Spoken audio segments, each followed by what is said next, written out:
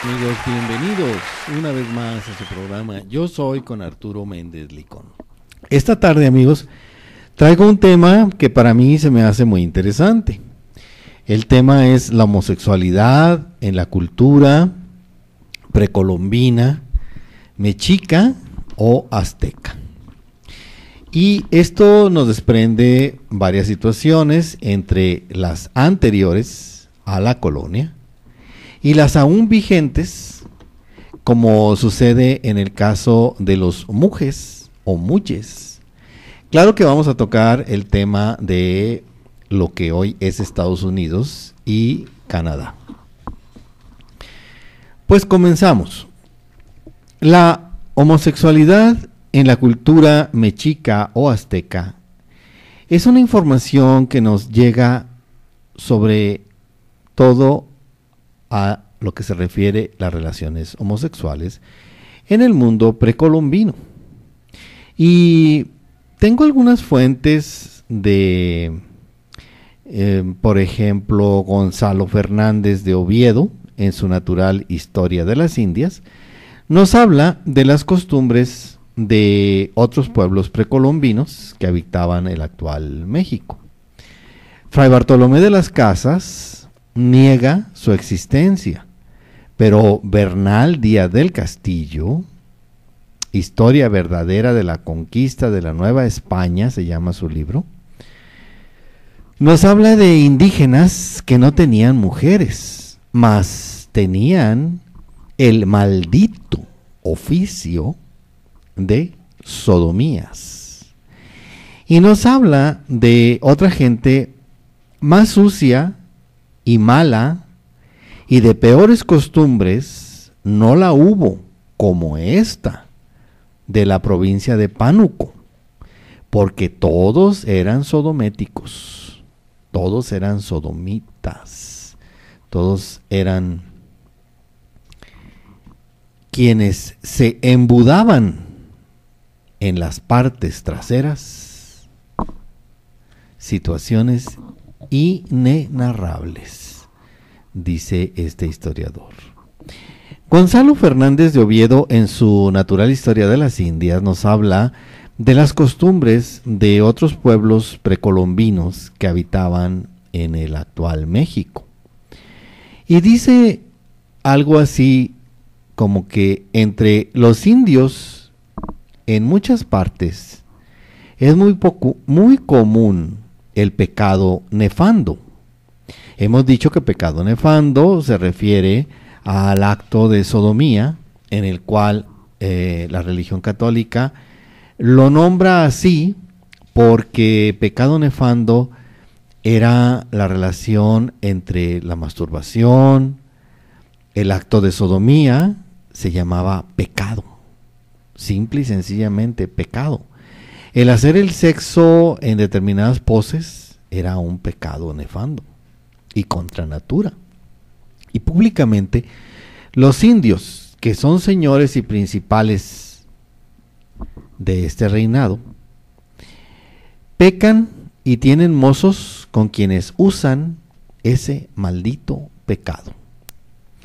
Y tales mozos son pacientes, así como caen en esa culpa, luego se ponen nahuas, como mujeres, que son unas mantas cortas de algodón con que las indias andan cubiertas desde la cinta, o sea, la cintura será, hasta las rodillas, y se ponen sartales y puñetes de cuentas, y las otras cosas que por arreo ni hacen cosa que los hombres ejerciten, sino luego se ocupan en el servicio común de las casas, así como barrer y fregar. Y las otras cosas a mujeres acostumbradas.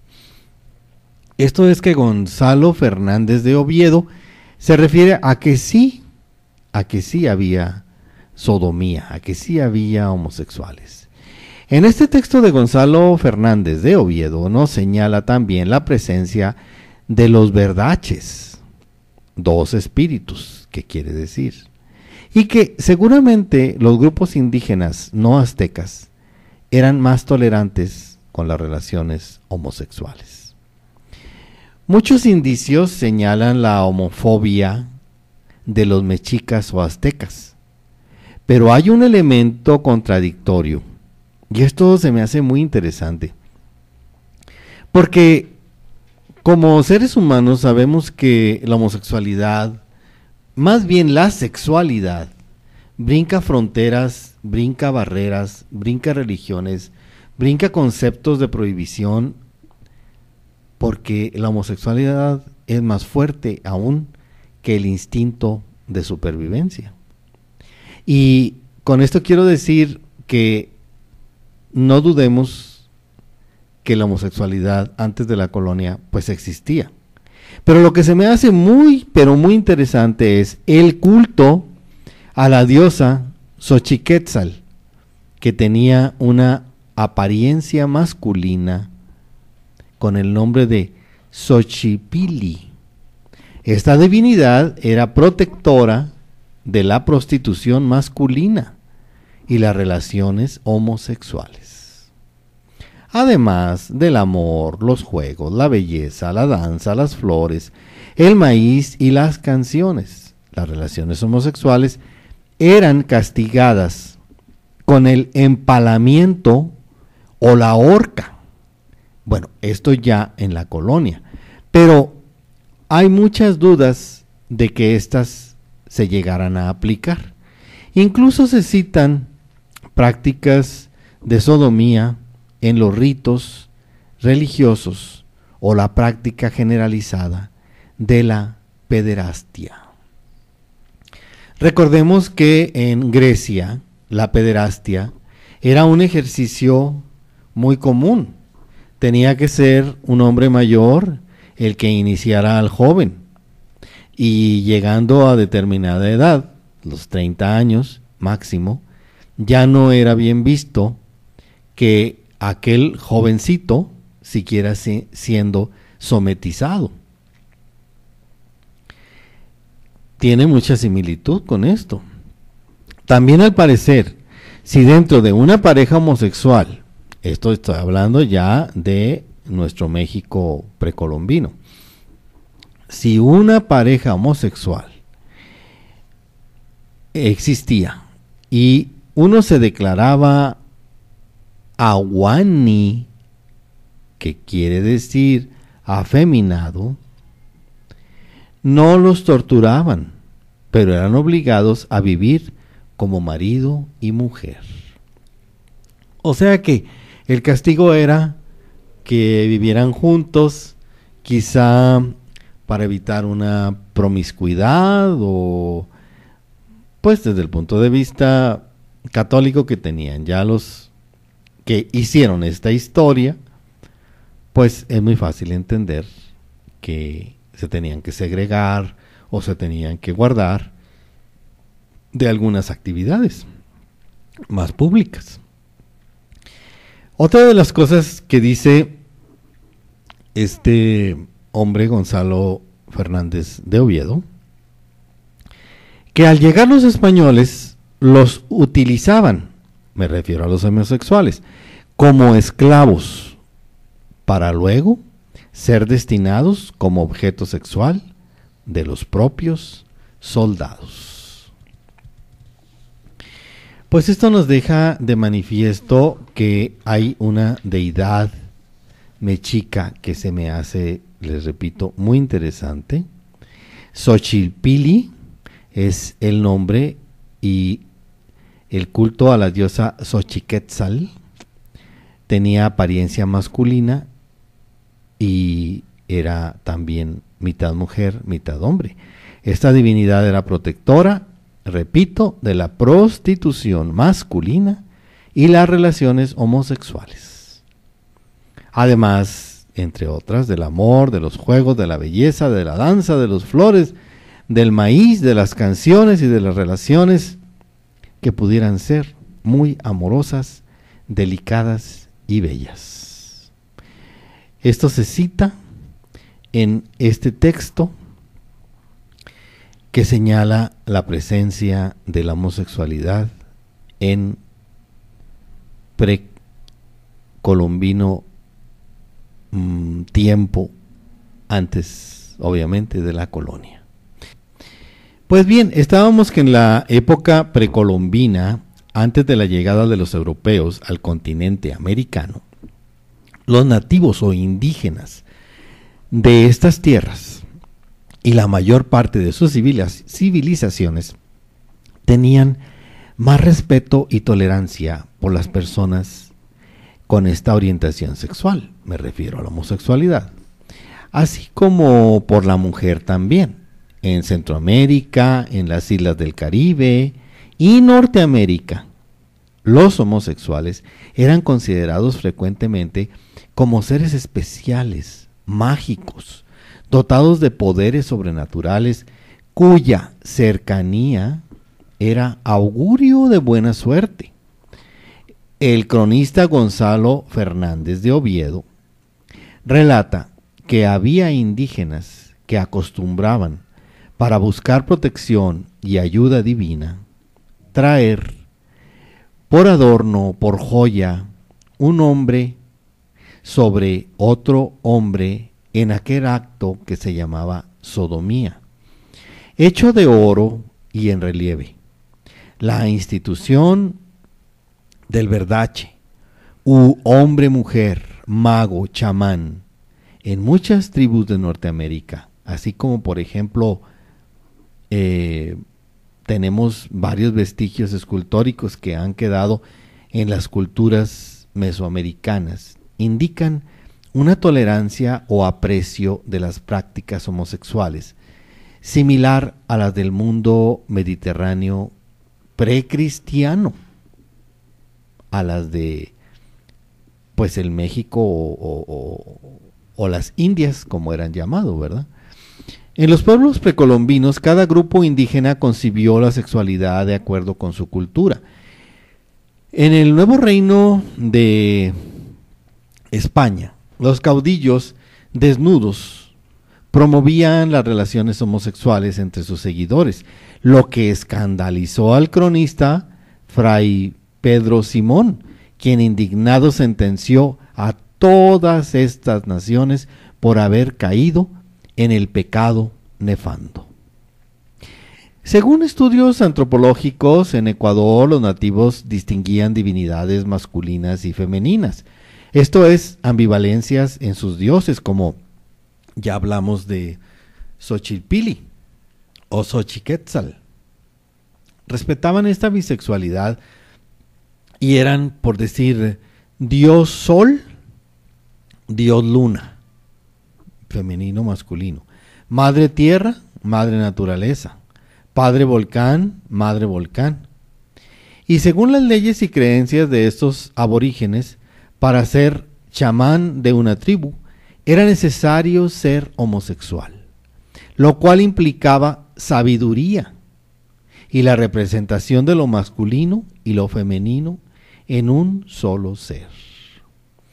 Quiere decir que en México, en esos momentos de la historia del país, en los que la homosexualidad y el travestismo formaban parte normal de una sociedad y exactamente igual que en los ejemplos antes que he mencionado, había hombres que se vestían y realizaban actividades laborales como las mujeres y, bueno, pues eran aceptados.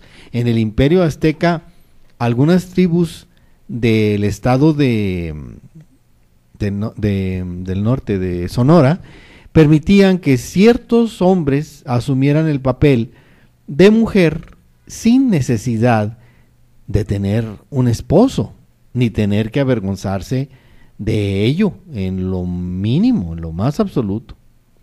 Por ejemplo, en la tribu de Papagos, los jóvenes tenían libertad de elegir su propia identidad sexual mediante un rito sagrado que consistía que durante eran niños, infantes, si un niño papago no mostraba inclinación hacia los juegos relacionados con el género masculino, pues era conducido a un rito consistente en la colocación de una cesta con un arco, o sea, la canasta que conocemos. Y esa cesta se ponía en el medio y el niño, si la tomaba y se la metía en el brazo, y si salía con la cesta, se asumía que era ya un niño especial, un niño que tenía dos espíritus en sí, un niño ambivalente entre hombre y mujer. El niño era creado de una forma acorde a su personalidad e intereses. Ya me estoy metiendo a más Norteamérica, entre los mojaves, entre los sioux, los idahos, los navajos. Por su parte, el joven de una edad de 9 o 10 años era ubicado en el centro de un círculo de personas que entonaban un cántico ritual, y se esperaba su reacción, y si comenzaba a bailar, se le proclamaba como una persona de doble espíritu. Esto es un verdache. También en este caso, el resultado era de aceptación, y el niño era educado de acuerdo a su condición de verdache. En las poblaciones zapotecas y de Oaxaca, aún se pueden encontrar hoy en día los muyes, que hablaré después de esto, para tratar un poco más sobre los verdaches, que son los espíritus que son dos en un cuerpo, también conocidos como dos espíritus, y que son individuos pertenecientes a pueblos amerindios de Estados Unidos o de las naciones originarias de Canadá, que cumplen uno de los múltiples roles de género encontrados tradicionalmente en sus sociedades. Y digo tradicionalmente porque los roles incluían vestir y realizar las tareas de los dos géneros, masculino y femenino. El término dos espíritus suele implicar que el espíritu masculino y el otro femenino convienen en un mismo cuerpo, y fue acuñado por los estadounidenses nativos contemporáneos, o sea, los LGBTTT, para describirse a sí mismos, y los roles tradicionales que reclaman. Existen numerosos términos indígenas para referirse a estos individuos, que en los diversos idiomas amerindios, ya que a los estudiosos generalmente denominaban diversidad de género amerindia, fue una institución fundamental en muchos pueblos tribales.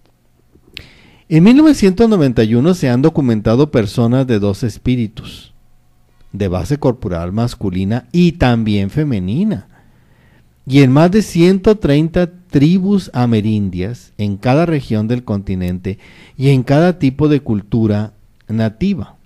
Esto es, el término de verdache es un término genérico empleado principalmente, pues, por los antropólogos, y que frecuentemente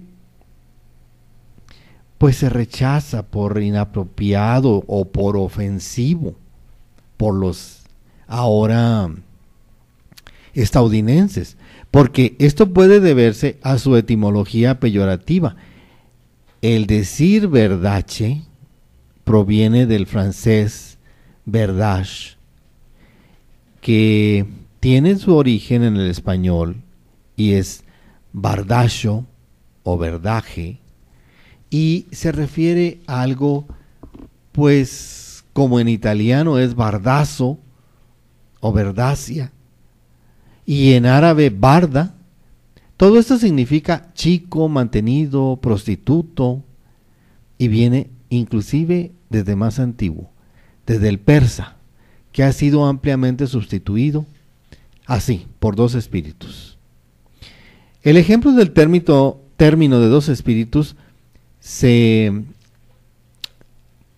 potenció más bien en Canadá, o sea, se definió en 1990 durante una conferencia intertribal de amerindios y de las naciones originarias, en un ámbito LGBT que es anual y sigue siendo, y que calcó una frase en un idioma que se usaba antes por supuesto en inglés, y fue elegida solamente para designar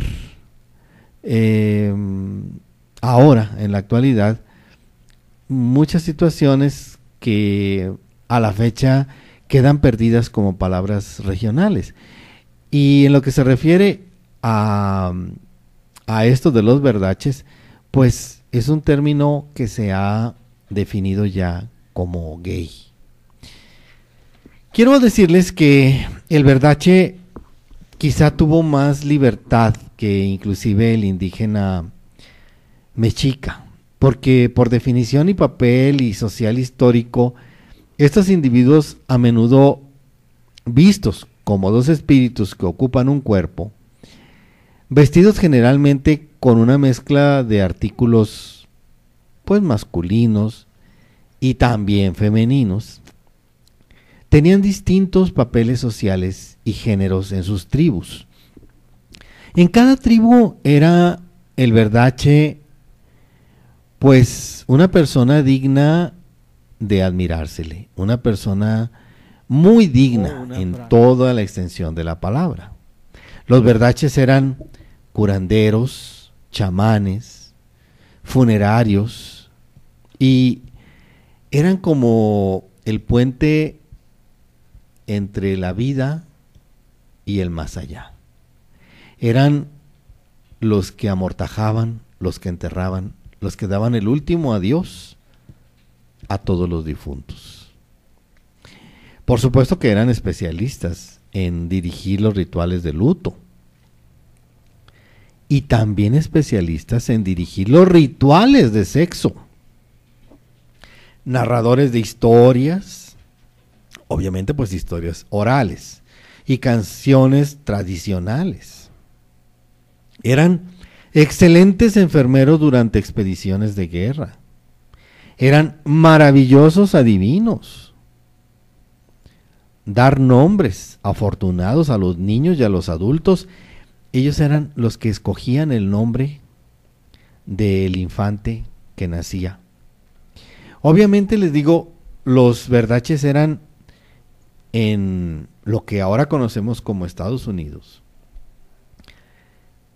personas sumamente útiles para la sociedad. Eran tejedores, alfareros, artesanos, y también, les decía, se dedicaban a todo lo necesario para casar a las personas. Esto es, casar, no de casa, casamenteros, casar de matrimonio. Fabricaban insignias de pluma. No sé si han visto ustedes los fantasmas, o cómo se llaman, atrapasueños. Bueno, eran fabricados por los verdaches. Y esta fabricación de pluma la utilizaban para los bailes, para sus danzas. Y las habilidades especiales también en juegos del azar. Y funciones especiales con respecto al baile del sol. Los verdaches ya los traté yo en otro programa aquí sobre mitos sobre los olores, fetiches y olores. Aparte de que la apariencia de un verdache pues era enigmática y no deja de serlo hasta la fecha. Si tú ves un hombre vestido de mujer o una mujer vestida de hombre, pues te llama la atención, pero en ese tiempo, según lo que nos dice la historia, el verdache era muy bien visto, era muy aceptado y tenía una particularidad. Aparte de su valor como persona, físicamente emanaba un magnetismo especial, acompañado de un olor maravilloso. Este olor maravilloso, dice la historia, que lo lograban como un perfume personal. Este perfume era una mezcla de pues de productos naturales y de esencias que ellos conocían, como la canela, como la hierbabuena, y plantas aromáticas y olorosas. Y a estas plantas hay una receta, hay una fórmula más bien, para añadirle orines y secreciones corporales. Esto es, de sus genitales, lo cual lo mezclaban dosificadamente para así hacer funcionar las feromonas de cada persona. Obviamente ellos lo usaban personalmente, pero te decían cómo hacerte tu perfume personal. En algunas tribus, los dos espíritus con cuerpos femeninos, me estoy refiriendo a las mujeres lesbianas, tomaron especialmente papeles como jefas, como consejeras, como traficantes de pieles, de joyas, de oro, como cazadoras, tramperas y pescadoras, guerreras, invasoras, misionarias de paz, guías, profetas, curanderas y chamanes. Y algunos ejemplos de estas personas, me estoy ya refiriendo a las verdaches mujeres, se incluyen en las narraciones de los conquistadores españoles que observaron individuos con dos espíritus en casi cada aldea que visitaron en América Central. Hay descripciones de individuos de dos espíritus con fuertes poderes místicos, y en una narración de otro historiador dice que soldados invasores de una tribu rival comenzaron a atacar a un grupo de mujeres y pensaron que era muy fácil acabar con ellas porque cargaban tesoro y cosas realmente útiles para ser objeto de un ataque. Cuando ellos se percibieron que una de las mujeres que no intentó huir era un dos espíritus, o sea, era un verdache, pararon su ataque y se retiraron. Luego que el dos espíritus les hizo frente con un palo, porque determinaron que el verdache tendría un gran poder que ellos no podrían vencer. Pues amigos, los verdaches es un tema muy interesante y siempre acompañado de, pues, de mitos y de historias maravillosas que por el tiempo pues no las podremos tocar, pero sí los invito a que lo busquen ustedes en internet, o si les interesa, hay mucho material sobre los verdaches y sobre la América precolombina. Claro que pues no van a encontrar todos los libros, pero pues se van a dar una idea de este tema. Pues miren, hay una festividad actual en Juchitán, Chiapas, en las poblaciones zapotecas de Oaxaca. Específicamente, la Vela de San Vicente es una fiesta que comprende misa, convivio en la casa del mayordomo. Es regada de fruta y soltada de toros, como en España o como en como en San Miguel Allende también hay pamplonada, una variante de la pamplonada española. Fuegos artificiales, velada y baile popular. La vela grande de San Vicente de Ferrer se celebra la misma noche en diferentes partes de la ciudad. La localización es Juchitán de Zaragoza, que se ubica al sudeste de la ciudad de Oaxaca, a 277 kilómetros y 172 millas por la carretera federal 190 con destino al Istmo, pasando por Tehuantepec. Pues esta festividad es simple y sencillamente en Juchitán, y es la festividad que se le da obviamente a San Vicente, que es su santo patrono, pero en la que el colorido y el mayor interés internacionalmente, porque ya es un fenómeno que ha trastocado pues muchas fronteras, vienen muchas personas a hacer reportajes y referencias de los mujes. Actualmente, un muje o un muje dice que aquí somos felices y respetados.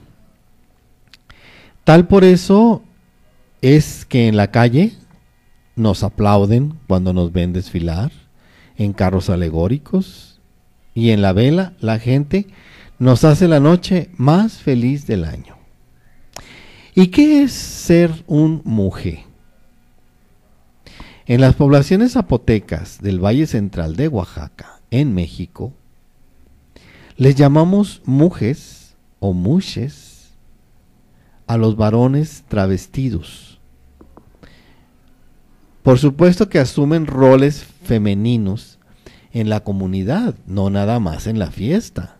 O sea que en toda la vida de un muje, en las poblaciones zapotecas, hay tolerancia y aceptación. Los mujes disfrutan desde antes de la conquista,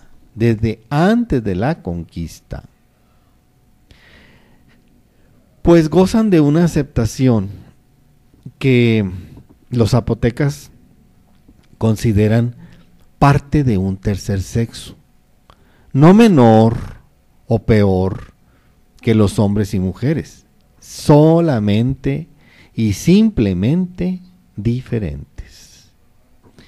En una familia tradicional, el muje todavía suele ser considerado por su madre como el mejor de sus hijos, ya que el hijo muje nunca abandonará a los padres en los momentos difíciles de la vida, sobre todo en la vejez y en las enfermedades. A diferencia de los otros hijos heterosexuales que se casan y se van y forman otro núcleo familiar. Pues los padres necesitan cuidados del hijo muje, que se queda en casa y regresa cuando es necesitado. Por esto los mujes representan para las madres tanto una seguridad económica como un apoyo moral, sobre todo cuando en edad madura se quedan solas.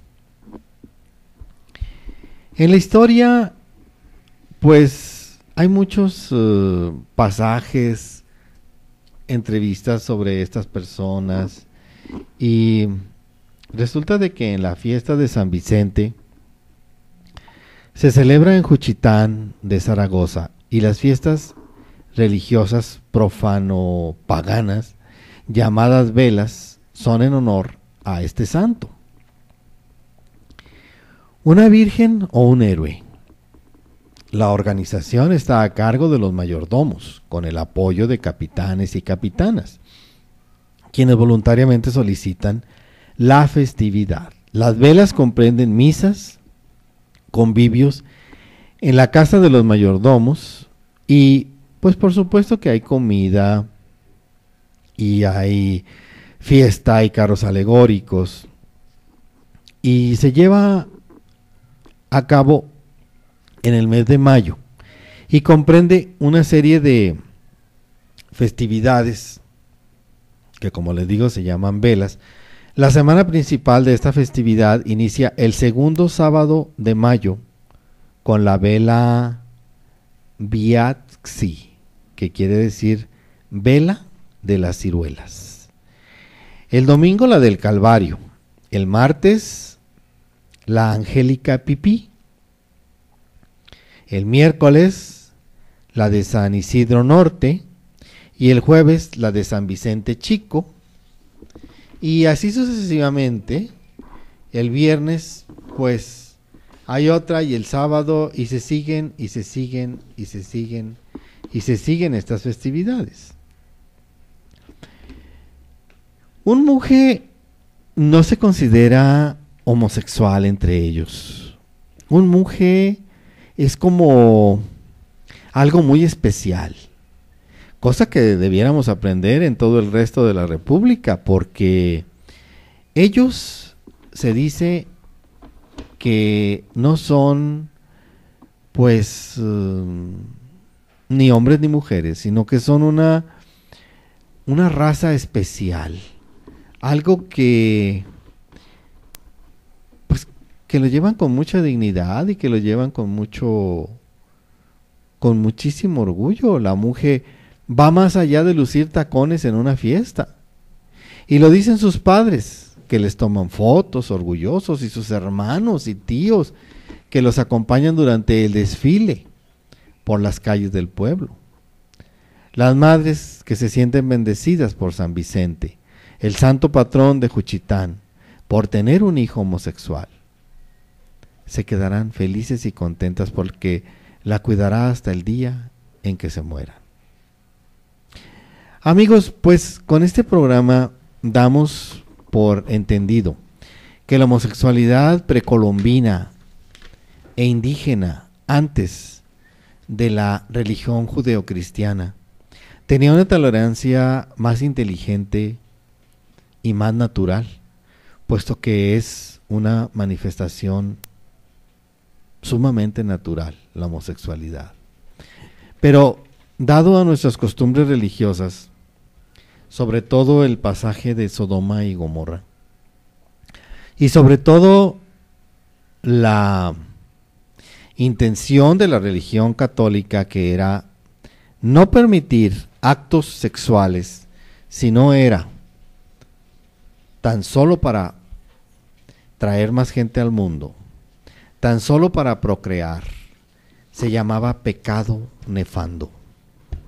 Estos siglos de atraso nos dicen entre los griegos algo que me llama muchísimo la atención, y dice así: todo es masculino y femenino, incluso los órganos sexuales son masculino y femenino, inseparablemente y distintos.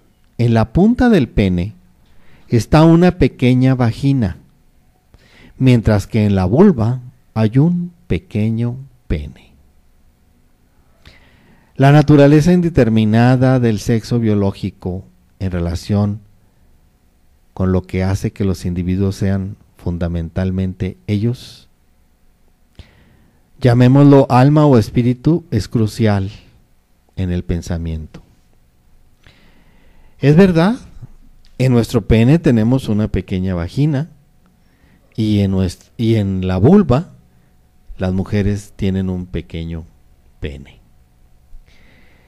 Quiere decir que esto poéticamente nos acerque a un pensamiento más elevado, sobre todo el de tolerancia. Muchas gracias.